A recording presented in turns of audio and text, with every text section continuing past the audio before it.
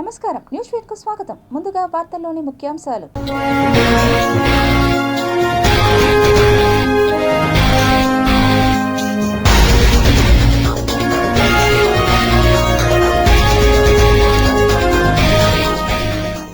నింగి నేల నీటిపై ఏకకాల దాడి, గర్జనకు సిద్ధమైన భారత సముద్ర సింహం ఐఎన్ఎస్ దూనగిరి. లోక్సభ పునర్విభజనకు ఈఏసీ పీఎం కీలక ప్రతిపాదన. 824కు పెరగనున్న ఎంపీ స్థానాలు. ఏపీలో పలు జిల్లాలకు భారీ వర్ష సూచన, ఎల్లో అలర్ట్ జారీ. తిరుమల శ్రీవారి భక్తులకు అత్యంత అరుదైన దర్శనం, నిజపాద సేవలో వ్యూహలక్ష్మి కటాక్షం. తిరుపతిలో కానరాని ఫుడ్ సేఫ్టీ అధికారులు, యథేచ్ఛగా కల్తీ ఆహారాల విక్రయాలు, ఆరగిస్తే పరలోకాలకే అంటున్న వైద్యులు.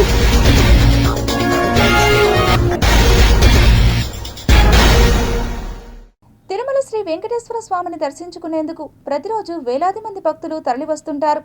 అయితే స్వామివారి వక్షస్థలంపై కొలువై ఉన్న వ్యూహలక్ష్మి అచ్చు గురించి చాలా మందికి తెలియదు. ఆసక్తికరమైన కథనాన్ని ఓసారి చూద్దాం. తిరుమలలోని అత్యంత పవిత్రమైన, అరుదుగా దర్శనమిచ్చే దైవిక విశేషాల్లో ఒకటిగా భావిస్తారు. ప్రత్యేక సందర్భాల్లో మాత్రమే భక్తులకు ఈ దివ్య రూపాన్ని దర్శించే అవకాశం లభిస్తుంది. అచ్చు అనే పదానికి ముద్ర లేదా ప్రతిరూపం అనే అర్థం ఉంది. తిరుమల శ్రీ వెంకటేశ్వర స్వామి కుడి వక్షస్థలంపై పద్మాసనంలో ఆసీనురాలై ఉన్న శ్రీ మహాలక్ష్మీదేవి రూపమే వ్యూహలక్ష్మి అచ్చు. 2 చేతులతో కమలాసనంపై కూర్చుని భక్తులకు ఐశ్వర్యం, శ్రేయస్సును ప్రసాదించే రూపంగా ఆమెను వర్ణిస్తారు. తిరుమల ఆలయ ఆరాధన విధానాలకు మూలమైన ఆగమ శాస్త్రాల్లో కూడా వ్యూహలక్ష్మి ప్రస్తావన కనిపిస్తుంది. సాధారణంగా స్వామివారి వక్షస్థలం బంగారు ఆభరణాలు, అలంకారాలతో కప్పబడి ఉంటుంది. ముఖ్యంగా బంగారు లక్ష్మి అనే ఆభరణం వ్యూహలక్ష్మి అచ్చు మీదే అలంకరించబడుతుంది. అందువల్ల ప్రతిరోజు ఈ దివ్య రూపాన్ని చూడడం సాధ్యం కాదు. అయితే కొన్ని ప్రత్యేక సందర్భాల్లో భక్తులకు దర్శన భాగ్యం కలుగుతుంది. ప్రతి గురువారం స్వామివారి అలంకరణను సరళీకరించి ఎక్కువ ఆభరణాలను తొలగిస్తారు. ఈ సమయంలో వ్యూహలక్ష్మి అచ్చు స్వల్పంగా కనిపించే అవకాశం ఉంటుంది. అలాగే శుక్రవారం జరిగే అభిషేక సమయంలో బంగారు లక్ష్మి ఆభరణాన్ని తొలగించి వ్యూహలక్ష్మికి ప్రత్యేక అభిషేకం నిర్వహిస్తారు. ఈ సందర్భంగా ఆమె రూపాన్ని మరింత స్పష్టంగా దర్శించే అవకాశం లభిస్తుంది. శుక్రవారాల్లో జరిగే నిజపాద దర్శనం సేవలో కూడా స్వామివారి ఆభరణాలు తొలగించబడ్డంతో భక్తులు వ్యూహలక్ష్మి అర్చను దర్శించగలుగుతారు. కొన్ని ప్రత్యేక ఉత్సవాలు, అర్చనలు, ఆలయ మరమ్మతుల సమయంలో కూడా ఈ దివ్య రూపం కనిపించే అవకాశాలు ఉంటాయి. వ్యూహలక్ష్మి అచ్చుకు ప్రతిరోజు ప్రత్యేక పూజలు నిర్వహిస్తారు. విష్ణు సహస్రనామ అర్చన అనంతరం అర్చకులు లక్ష్మీదేవి, పద్మావతి అమ్మవారి చిహ్నాలను పూజిస్తారు. షోడశ నామ స్తోత్రాన్ని పారాయణం చేస్తూ తులసీ దళాలు సమర్పిస్తారు. శుక్రవారం ప్రత్యేక పూజల్లో శ్రీ సూక్తం పారాయణం చేసి పసుపు, గంధం, పవిత్ర జలాలతో అభిషేకం నిర్వహిస్తారు. భక్తుల నమ్మకం ప్రకారం వ్యూహలక్ష్మి అచ్చు లేదా దాని పవిత్ర ప్రతిరూపాన్ని ఇంట్లో ఉంచుకోవడం వల్ల ఐశ్వర్యం, సౌభాగ్యం, ఆర్థిక స్థిరత్వం, సానుకూల శక్తి లభిస్తాయని చెబుతారు. అయితే ప్రస్తుతం తిరుమల తిరుపతి దేవస్థానం ఈ వ్యూహలక్ష్మి అచ్చును ఎక్కడా విక్రయించడం లేదని, మార్కెట్లో లభించే అనేక ప్రతిరూపాలు నకిలీవని భక్తులు జాగ్రత్తగా ఉండాలని సూచిస్తున్నారు. శ్రీ మహాలక్ష్మీదేవి, శ్రీ వెంకటేశ్వర స్వామి విడదీయరాని దైవ స్వరూపాలుగా భావిస్తారు. అందువల్ల వ్యూహలక్ష్మి దర్శనం భక్తులకు సంపద, రక్షణ, ఆధ్యాత్మిక పరిపూర్ణతను ప్రసాదిస్తుందని విశ్వాసం. తిరుమలకు వెళ్లే భక్తులు గురువారం లేదా శుక్రవారం దర్శనం ప్రణాళిక చేసుకుంటే ఈ అరుదైన దివ్య దర్శన భాగ్యం పొందే అవకాశం ఉంటుంది. రక్తదానం అనేది ప్రాణదానంతో సమానం. ఈ సందేశంతో తిరుపతి స్విమ్స్లో ప్రపంచ రక్తదాతల దినోత్సవాన్ని ఘనంగా నిర్వహించారు. శ్రీ వెంకటేశ్వర వైద్య విజ్ఞాన సంస్థ బ్లడ్ సెంటర్ ఆధ్వర్యంలో శ్రీ పద్మావతి ఆడిటోరియంలో ప్రపంచ రక్తదాతల దినోత్సవం జరిగింది. స్విమ్స్ సంచాలకులు doctor RV Kumar, incharge registrar doctor Shilpa Kadiyala, ఇతర వైద్యులు జ్యోతి వెలిగించి కార్యక్రమం ప్రారంభించారు. రక్త సమూహాలను కనుగొన్న కార్ల్ ల్యాండ్ స్టైనర్ చిత్రపటానికి పుష్పాంజలి ఘటించారు. ఈ ఏడాది theme one drop of humanity, give blood, save lives, మానవత్వపు ఒక్క రక్తపు బొట్టు, రక్తదానం చేయండి, ప్రాణాలను కాపాడండి అని పిలుపునిచ్చారు. రక్తదానం చేయడానికి 18 నుంచి 60 సంవత్సరాల వయసు ఉన్న ప్రతి ఒక్కరూ అర్హులు. రక్తదానాన్ని జీవన శైలిగా మార్చుకోవాలి. రోడ్డు ప్రమాదాలు, క్యాన్సర్, సూపర్ స్పెషాలిటీ రోగులకు రక్తం అవసరమవుతుంది. ఆ సమయంలో రక్తం అందక చాలామంది ప్రాణాలు కోల్పోయే పరిస్థితి ఉన్నాయని తెలిపారు. స్వచ్ఛందంగా పలుమార్లు రక్తదానం చేసిన 58 మంది దాతలకు సర్టిఫికేట్లు అందించి అభినందించారు. స్విమ్స్ బ్లడ్ బ్యాంక్ ట్రైనింగ్ సెంటర్గా ఎంపికైందని నిర్వాహకులు తెలిపారు. కూటమి ప్రభుత్వం 2 ఏళ్లలో రాష్ట్రాన్ని సుభిక్షంగా నడిపిస్తోందని MLC Kancharla Srikanth, AP SAP chairman Ravi Naidu అన్నారు. యువగలంలో నారా లోకేష్ నిరుద్యోగ యువతకు ఇచ్చిన హామీని నెరవేర్చామని, డిఎస్సి నోటిఫికేషన్ అడ్డుకోవాలని వైసీపీ శతవిధాలుగా ప్రయత్నించి కోర్టుకెళ్లిన సీఎం చంద్రబాబు, మంత్రి లోకేష్ పారదర్శకతతో ఉద్యోగాలు భర్తీ చేశారని మీడియాకు తెలిపారు. ఈరోజు ఎక్కడ చూసినా అన్ని వర్గాల ప్రజలు ఆనందంగా ముందుకు సాగుతున్నారు. ఇచ్చిన మాట ప్రకారం ఆ రోజు నారా లోకేష్ గారు యువగలం పాదయాత్రలో ఇదే తిరుపతిలో హలో లోకేష్ కార్యక్రమంలో గత ప్రభుత్వంలో జగన్మోహన్ రెడ్డి గారు అధికారంలోకి రావడానికి ఊరూరా తిరిగి మమ్మల్ని నమ్మించి మెగా డిఎస్సి పెడతానని చెప్పారు. ఆయన పెట్టలేదు. మెగా డిఎస్సి పెట్టలేదు కదా, కానీ ఆయన ఒకటి పెట్టారు. అడగడానికి పోతే రేప్ కేసు పెట్టారు, అడగడానికి పోతే మర్డర్ కేసులు పెట్టారు. మీరైనా డిఎస్సి పెడతారా లేదని ఆ రోజు నిరుద్యోగులు అడిగారు. ఇచ్చిన మాట ప్రకారం డిఎస్సిని అనౌన్స్ చేసి 16,300 పైచిలుకు పోస్టులకి నోటిఫై చేసి నోటిఫికేషన్ ఇచ్చి ఆ రోజు నిరుద్యోగ యువతంతా కూడా ఈ కూటమి వైపు నిలబడ్డారు. ఇచ్చిన మాట ప్రకారం జాబ్ క్యాలెండర్ విడుదల చేయడం జరిగింది. మేము అభివృద్ధి అజెండాకి వెళ్తున్నాం. ప్రజలు నరకయాతన అనుభవించారు, యువత నరకయాతన అనుభవించారు. మీలో మా కార్యకర్తలు కూడా ఎప్పుడు అని ఉన్నారు. మీరు ఒక్క ఉద్యోగం అయినా ఇచ్చారా 2019 నుంచి 24 మధ్యలో? అదేమంటే నేను సచివాలయ ఉద్యోగం ఇచ్చామని చెప్పి తప్పిస్తే, లేకపోతే ఎంటెక్ బీటెక్లు చేసిన వాళ్ళకి నేను 5,000 రూపాయలు వాలంటీర్లు ఉద్యోగాలు ఇచ్చానని చెప్పి తప్పిస్తే, ఏదైతే 2019 ఎన్నికల ముందు మీరు ఇచ్చిన హామీ ప్రతి సంవత్సరం జనవరి 1వ తారీఖున జాబ్ క్యాలెండర్ రిలీజ్ చేస్తానని చెప్పనేసి మీరు చెప్పిన మాటని ఒక్కసారైనా నిలబెట్టుకున్నారా? మీరు ఎన్నికల ముందు చేస్తున్న ప్రచారంలో చెప్పిన హామీని చూసి, మీరు పాదయాత్ర చేసేటప్పుడు చెప్పిన హామీలను చూసి ఎంతోమంది నిరుద్యోగ యువకులు అప్పులు చేసి కోచింగ్ సెంటర్లో చేరి 2019లో ఒకవేళ జగన్మోహన్ రెడ్డి అధికారంలోకి వస్తే మాకు జాబ్ క్యాలెండర్ ఇస్తా అన్నాడని చెప్పి వాళ్ళు అప్పులు చేసి కోచింగ్ తీసుకోవడం జరిగింది. ఒక్క ఉద్యోగ అవకాశమైనా కల్పించారా? ఎంతమంది నిరుద్యోగ యువకులు ఆత్మహత్యలు చేసుకున్నారో 2019 నుంచి 24 మధ్య మేము చూసాం. అంతర్జాతీయ ప్రమాణాలతో నిర్మాణమవుతున్న తిరుపతి రైల్వే స్టేషన్ను రైల్వే జీఎం ఆకస్మికంగా తనిఖీ చేశారు. వరల్డ్ క్లాస్ సౌకర్యాలతో యాత్రికులకు స్వాగతం సిద్ధమవుతోందని దక్షిణ కోస్తా railway general manager Sandeep Mathur తెలిపారు. తిరుపతి పర్యటనకు విచ్చేసిన railway general manager Tirupati railway station పునర్నిర్మాణ పనులను ఆకస్మికంగా పరిశీలించారు. దేశ విదేశాల నుంచి వచ్చే యాత్రికుల కోసం స్టేషన్ అంతర్జాతీయ ప్రమాణాలతో రూపుదిద్దుకుంటోంది.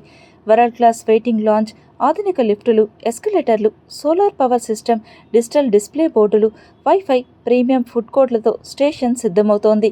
పనులు ఏ విధంగా జరుగుతున్నాయో, యాత్రికులకు కావాల్సిన సౌకర్యాలు ఏమిటని సంబంధిత సిబ్బందిని అడిగి తెలుసుకున్నారు.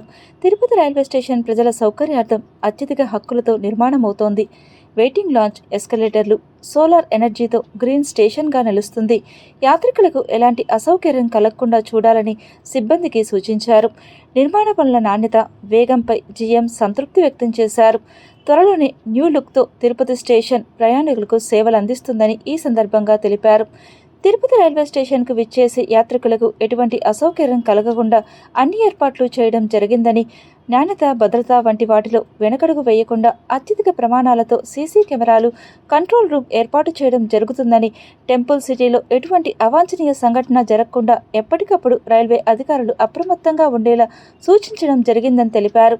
రైల్వే స్టేషన్కు విచ్చేసిన యాత్రికులు సంతృప్తికరంగా తిరుగు ప్రయాణం చేసేలా అన్ని హంగులతో శ్రీ వెంకటేశ్వర స్వామివారి భక్తులకు యాత్రికుల సౌకర్యార్థం రైల్వే స్టేషన్ను తీర్చిదిద్దుతున్నామని అన్నారు.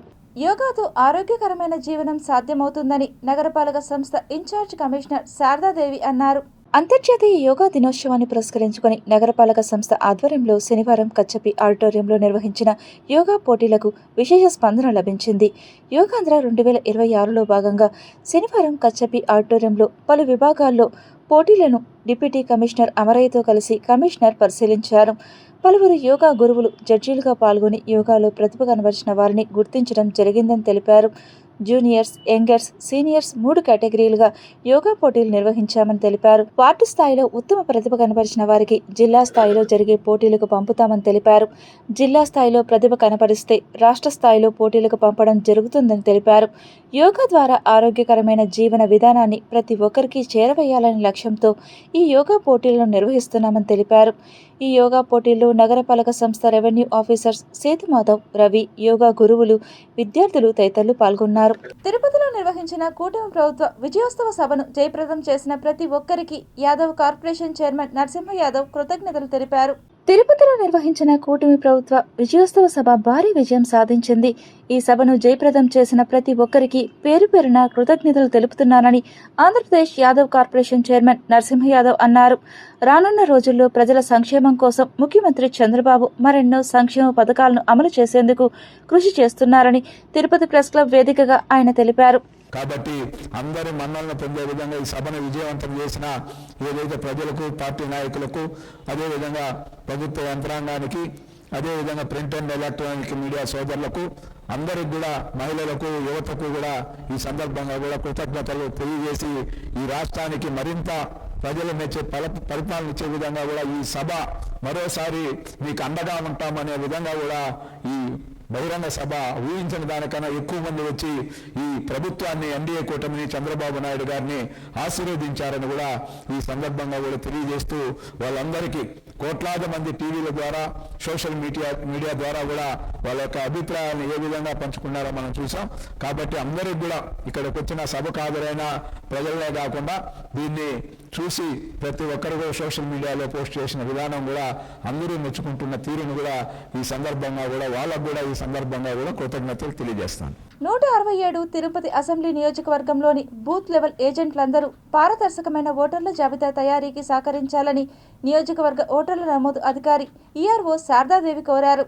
స్పెషల్ ఇంటెన్సివ్ రివిజన్ 2026లో భాగంగా గుర్తింపు పొందిన జాతీయ, రాష్ట్ర స్థాయి రాజకీయ పార్టీలకు చెందిన బూత్ లెవెల్ ఏజెంట్లతో శనివారం శ్రీ పద్మావతి మహిళా విశ్వవిద్యాలయంలోని ఇందిరా ప్రియదర్శిని ఆడిటోరియంలో అవగాహన సదస్సు, ఓరియంటేషన్ వర్క్షాప్ నిర్వహించారు. ఈ సమావేశంలో బూత్ లెవెల్ ఏజెంట్లకు ప్రత్యేక సమగ్ర సవరణ, ఎస్ఐఆర్ అంటే ఏమిటి, దాని ఆవశ్యకత, ఉద్దేశం మరియు అందులోని వివిధ ప్రక్రియలను క్షుణ్ణంగా వివరించారు. అలాగే ప్రస్తుతం జరుగుతున్న ఎలక్టోర్ మ్యాపింగ్, ఎస్ఐఆర్ షెడ్యూల్, ఎన్యూమరేషన్ గణన దశతో పాటు ఈ ప్రక్రియలో బూత్ లెవెల్ ఏజెంట్ల కీలక పాత్ర గురించి అవగాహన కల్పించారు.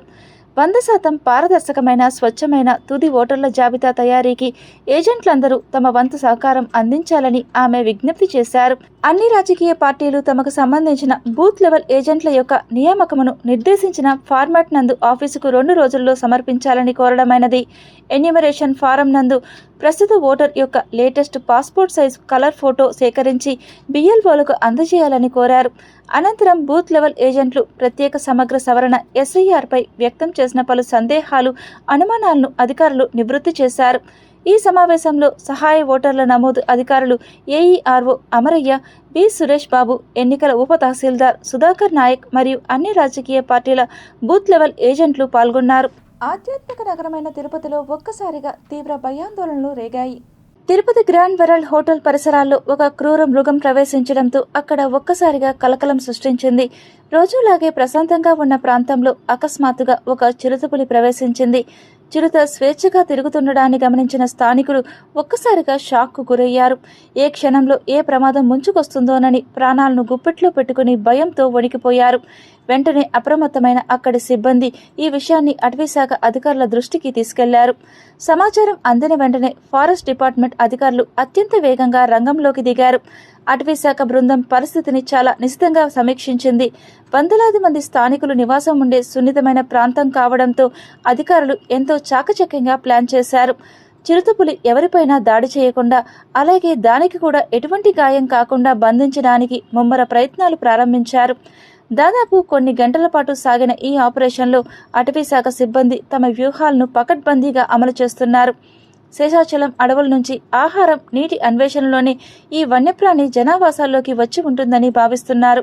శ్రీవారిని దర్శించుకోవాలని ప్లాన్ చేస్తున్నారా? భక్తులు ఎంతో ఆసక్తిగా ఎదురుచూసే తిరుమల శ్రీవారి దర్శన టికెట్లు, ఆర్జిత సేవలు, రూముల కోటాను తిరుమల తిరుపతి దేవస్థానం టీటీడీ ఆన్లైన్లో విడుదల చేయనుంది.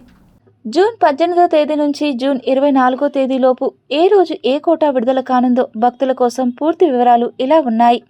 సుప్రభాతం, తోమాల, అర్చన, అష్టదళ పాద పద్మారాధన వంటి ముఖ్యమైన సేవా టికెట్ల కోసం జూన్ 18న ఉదయం 10 గంటల నుండి జూన్ 20న ఉదయం 10 గంటల వరకు ఆన్లైన్లో పేరు రిజిస్ట్రేషన్ చేసుకోవచ్చు. లక్కీ డీప్లో టికెట్లు పొందిన వారు జూన్ 20 నుండి జూన్ 22వ తేదీ మధ్యాహ్నం 12 గంటలలోపు డబ్బులు కట్టి టికెట్ కన్ఫర్మ్ చేసుకోవాల్సి ఉంటుంది. జూన్ 22న ఉదయం 10 గంటలకు కళ్యాణోత్సవం, ఊంజల్ సేవ, ఆర్జిత బ్రహ్మోత్సవం, సహస్ర దీపాలంకార సేవా టికెట్లను విడుదల చేస్తారు. మధ్యాహ్నం 3 గంటలకు వర్చువల్ సేవలు, ఆన్లైన్ సేవలు, వాటికి సంబంధించిన దర్శన స్లాట్ల కోటాను విడుదల చేస్తారు. మధ్యాహ్నం 3 గంటలకు వయోవృద్ధులు, దివ్యాంగులు, దీర్ఘకాలిక జబ్బులు ఉన్నవారి కోసం ఉచిత ప్రత్యేక దర్శన టోకెన్లను ఆన్లైన్లో అందుబాటులో ఉంచుతారు.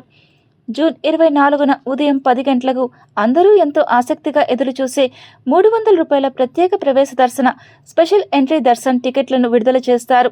మధ్యాహ్నం 3 గంటలకు తిరుమల తిరుపతిలో భక్తులు బస చేయడానికి అవసరమైన రూముల, గదుల కోటాను ఆన్లైన్లో విడుదల చేస్తారు. వయోవృద్ధులు, దివ్యాంగులు, దీర్ఘకాలిక వ్యాధులున్నవారు తిరుమల శ్రీవారిని దర్శించుకునేందుకు వీలుగా ఉచిత ప్రత్యేక దర్శనం టోకెన్ల కోటాను 23న మధ్యాహ్నం 3 గంటలకు టీటీడీ ఆన్లైన్లో విడుదల చేయనుంది. ప్రత్యేక ప్రవేశ దర్శన టికెట్ల కోటాను 24న ఉదయం 10 గంటలకు టీటీడీ ఆన్లైన్లో విడుదల చేయనుంది. అలాగే తిరుమల తిరుపతిలో గదుల కోటాను 24న మధ్యాహ్నం 3 గంటలకు ఆన్లైన్లో విడుదల చేస్తారు.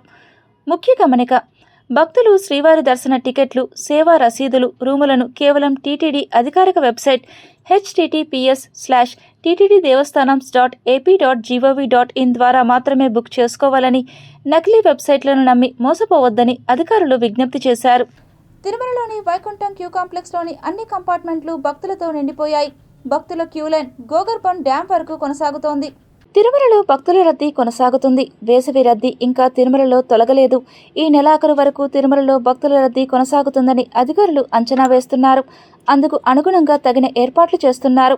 విద్యా సంస్థలు ప్రారంభం కానుండడంతో కొంతవరకు రద్దీ తగ్గుతుందని భావించినప్పటికీ తెలంగాణ, తమిళనాడు, కర్ణాటక రాష్ట్రాల నుంచి అత్యధిక సంఖ్యలో భక్తులు తిరుమలకు చేరుకుంటున్నారు. తిరుమల భక్తులతో కిటకిటలాడిపోతోంది. భక్తుల గోవిందనామ స్మరణలతో తిరుమల వీధులన్నీ మారుమోగిపోతున్నాయి. శనివారం స్వామివారిని ఎక్కువ మంది దర్శించుకుంటారు. శనివారం ఏడుకొండల వారిని దర్శించుకుంటే శుభప్రదమని నమ్ముతారు. అందుకే శుక్రవారం నుంచి సోమవారం వరకు భక్తుల రద్దీ కొనసాగుతుందని తిరుమల తిరుపతి దేవస్థానం అధికారులు అంచనా వేస్తున్నారు.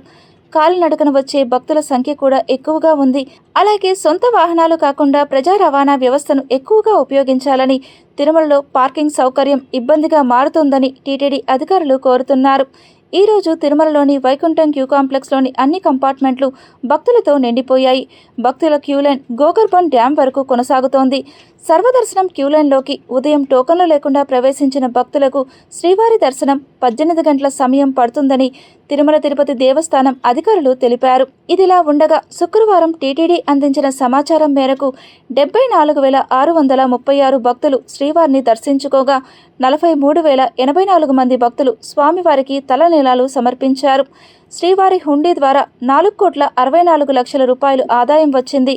4,21,000 లడ్డూలను విక్రయించింది టీటీడీ. మాతృశ్రీ తరిగొండ వెంగమాంబ నిత్య అన్నదాన కేంద్రం వద్ద 3,18,000 మంది భక్తులు స్వామివారి అన్న ప్రసాదాలను స్వీకరించారు. ప్రస్తుతం తిరుమల శ్రీవారి దర్శనానికి 24 గంటల సమయం పడుతుండటంతో క్యూలైన్లో భక్తులు గోగర్భం వరకు వేచి ఉన్నారు. తిరుపతి చంద్రశేఖర్ రెడ్డి కాలనీలో ఏర్పాటు చేస్తున్న సెల్ టవర్ను వెంటనే మానుకోవాలని పార్టీలకు అతీతంగా కాలనీ ప్రజలంతా ఏకమై నిరసన తెలిపారు. సెల్ టవర్ రేడియేషన్ వల్ల ఆరోగ్య సమస్యలు, ప్రత్యేకించి పిల్లలు, వృద్ధులకు, గర్భిణీ స్త్రీలకు ప్రమాదం ఉందని వారు ఆందోళన వ్యక్తం చేశారు.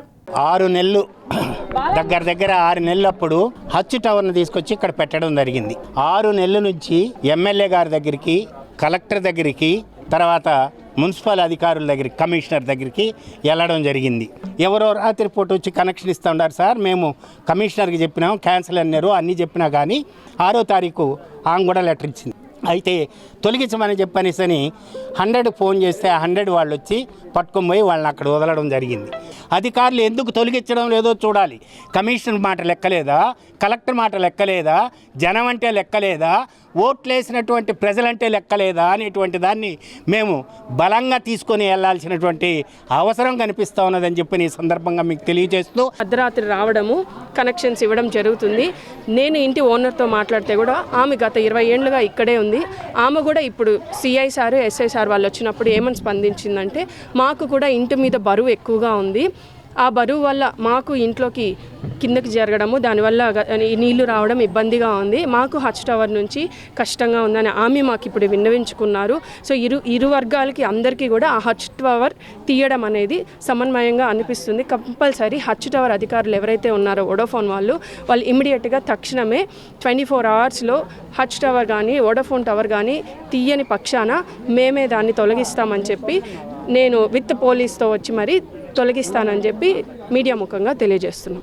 ఇప్పుడు పెట్టిన తర్వాత కొన్ని పక్షులు చనిపోయాయి. చిన్న ప్రాణం అనేటివి చచ్చిపోయేటప్పుడు గర్భంలో ఉండే ప్రాణికి కూడా అపాయం కాబట్టి దీన్ని వెంటనే తొలగించాలి. తొలగించిన పక్షంలో మేమే దానికి చర్య తీసుకొని తీసి కింద పారేసేదానికి కూడా మేము సిద్ధంగా ఉన్నాం. దానికి 24 గంటల టైం, 24 గంటల లోపల కానీ తీయకపోతే ఆ తర్వాత మేమే నిర్ణయం తీసుకొని మేమే తొలగిస్తామని కూడా మనం చేసుకుంటాం. తిరుమల శ్రీవారిని పలువురు ప్రముఖులు దర్శించుకుని మొక్కులు చెల్లించుకున్నారు. శనివారం ఉదయం నైవేద్య విరామ సమయంలో స్వామివారిని సుప్రీంకోర్టు న్యాయమూర్తి జస్టిస్ బిఆర్ గవాయ్, సుప్రీంకోర్టు న్యాయమూర్తి జస్టిస్ బివి నాగరత్న, రాజ్యసభ సభ్యుడు Sana Satish Babu, Anantapur MP Ambika Lakshminarayana, minister Atchannaidu, Telangana MLC Gorantla Venkanna, ప్రజానాయకుడు ఎంపీ మేడా రఘునాథ్ రెడ్డి తదితరులు వేరువేరుగా కుటుంబ సభ్యులతో కలిసి దర్శించుకుని మొక్కులు చెల్లించుకున్నారు. అనంతరం ఆలయ రంగనాయకుల మండపంలో వేద పండితులు వేద ఆశీర్వచనం చేయగా ఆలయ అధికారులు స్వామివారి తీర్థ ప్రసాదాలను అందజేశారు.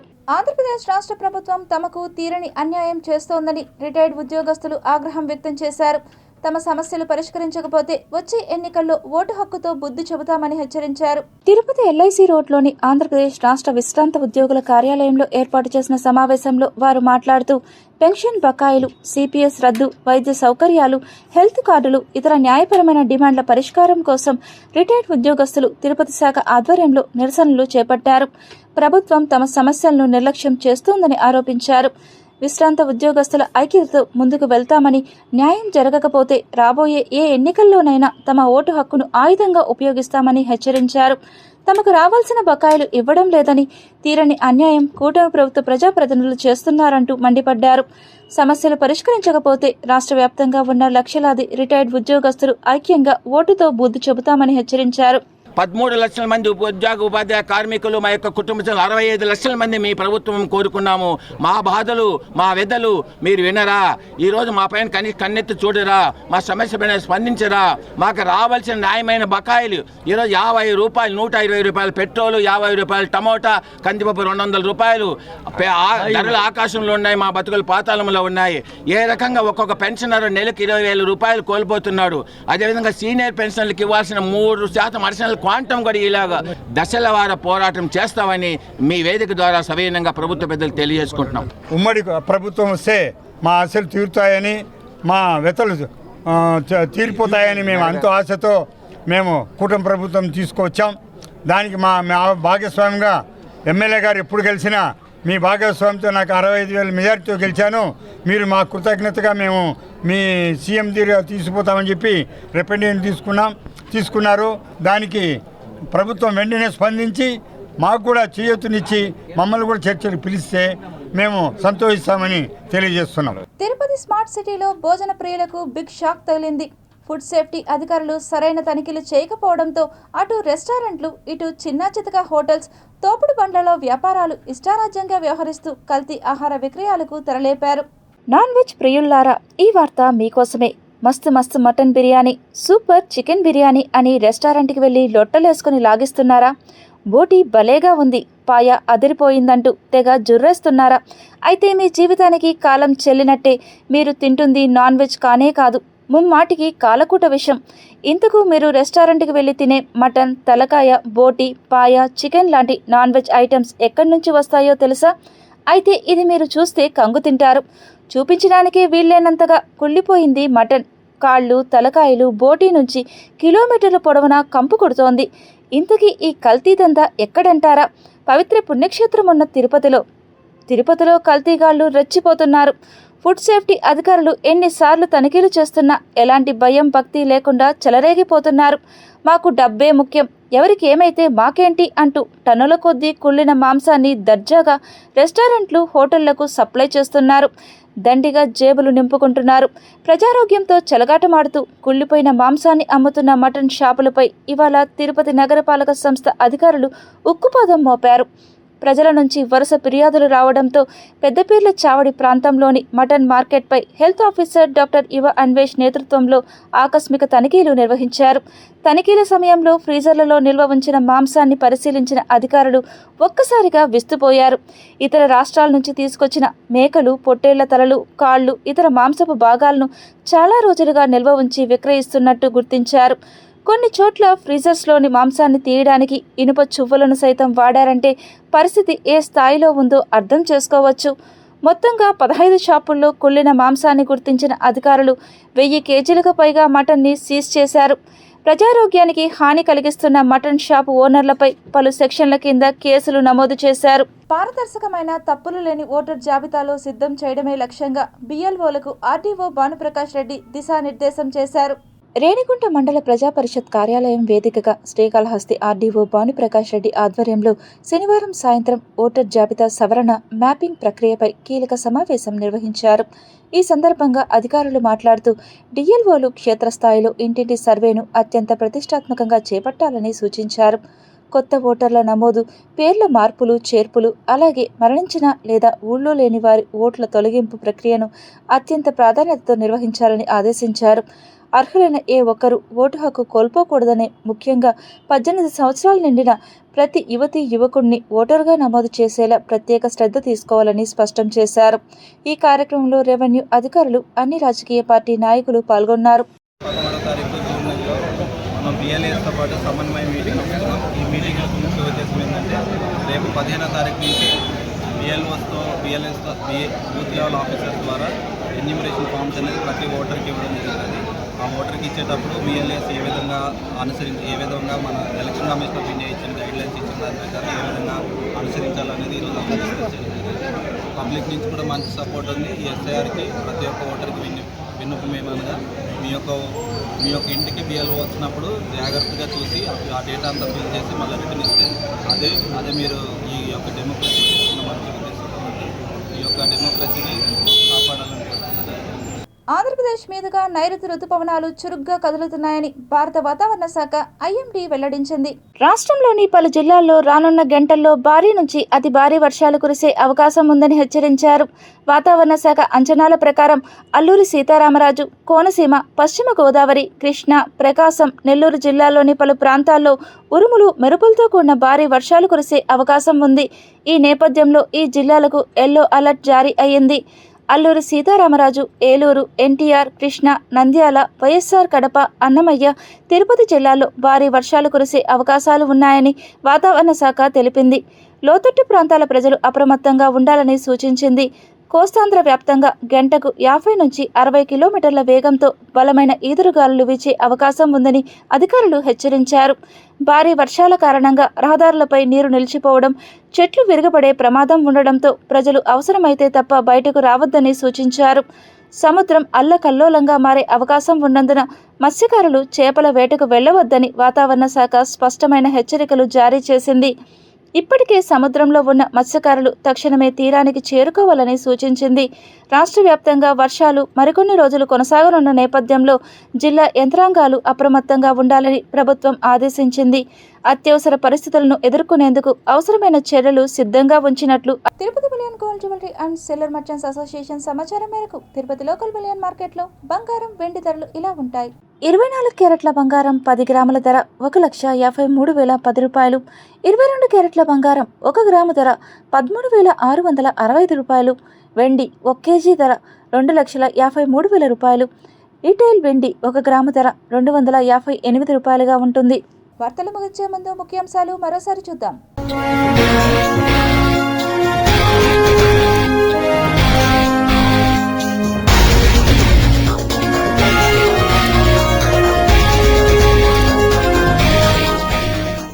నింగి నేల నీటిపై ఏకకాల దాడి, గర్జనకు సిద్ధమైన భారత సముద్ర సింహం ఐఎన్ఎస్ దూనగిరి.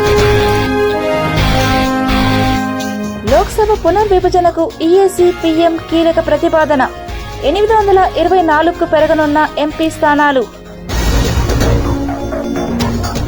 ఏపీలో పలు జిల్లాలకు భారీ వర్ష సూచన, ఎల్లో అలర్ట్ జారీ. తిరుమల శ్రీవారి భక్తులకు అత్యంత అరుదైన దర్శనం, నిజపాద సేవలో వ్యూహలక్ష్మి కటాక్షం. తిరుపతిలో కానరాని ఫుడ్ సేఫ్టీ అధికారులు, యథేచ్ఛగా కల్తీ ఆహారాల విక్రయాలు, ఆరగిస్తే పరలోకాలకే అంటున్న వైద్యులు.